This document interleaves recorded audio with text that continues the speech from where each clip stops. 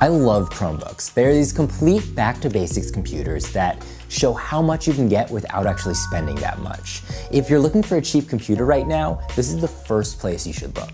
But not all Chromebooks are created equal, and some are pretty bad. So we tried out a ton of them to figure out which is the best.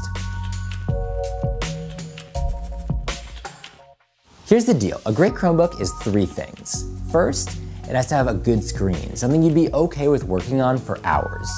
Second, it has to be relatively cheap.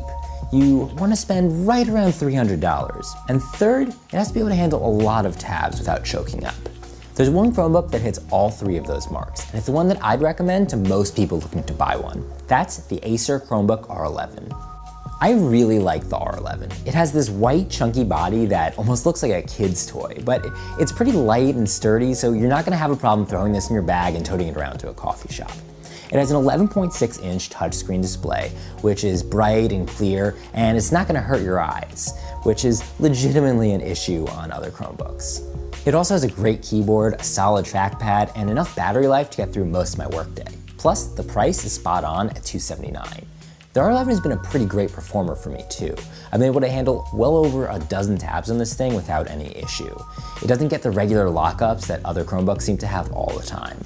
Here's the other big thing. The R11 is one of the first Chromebooks to support Android apps. The screen flips around so you can use it like a tablet or you can prop it up. I sort of just like to use it as a normal laptop and then tap on the screen every now and then when it makes sense, but it's really nice having the option there. Now you may have noticed that I didn't say the R11 has the best screen or the best performance or the best price or size. That's because it's not the best in any one particular area, but it does have the best combination of all of those things. Every other Chromebook has one or two serious flaws, but the R11 is the only one that does a great job all across the board. Now, if you don't think you're gonna need a touchscreen, there's one other Chromebook you should know about. It's a little bit bigger, a little bit more powerful, and a little bit more expensive. That's the Dell Chromebook 13. This is one heck of a Chromebook. It has one of the best screens out there, excellent battery life, and great performance. It's better than the R11 on all of those counts. And with its 13-inch display, I actually think it would be great for someone who wants a Chromebook primarily for use around the house.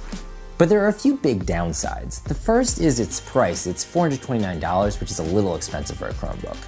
Second is it's kind of big and bulky. I definitely wouldn't want to carry this around all the time. And the third thing is if you do want a touchscreen, upgrading this gets way too expensive to bother with. It's just not worth it.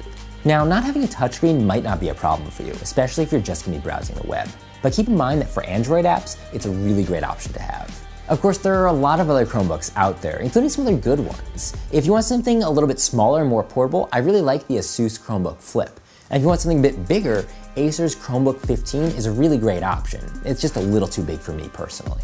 You might also be wondering about more expensive Chromebooks, like Google's Chromebook Pixel. It is phenomenal, but no one should pay that much for a Chromebook.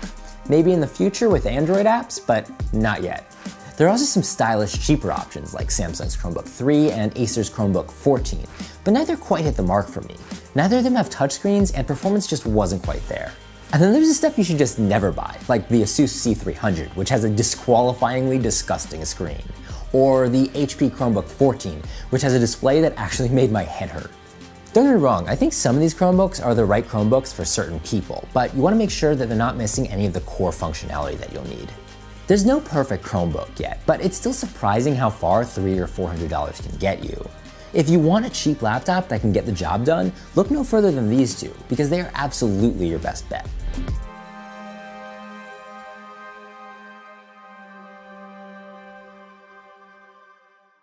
I love Chromebooks. They're these complete back-to-basics computers that show how much you can get without actually spending that much. If you're looking for a cheap computer right now, this is the first place you should look.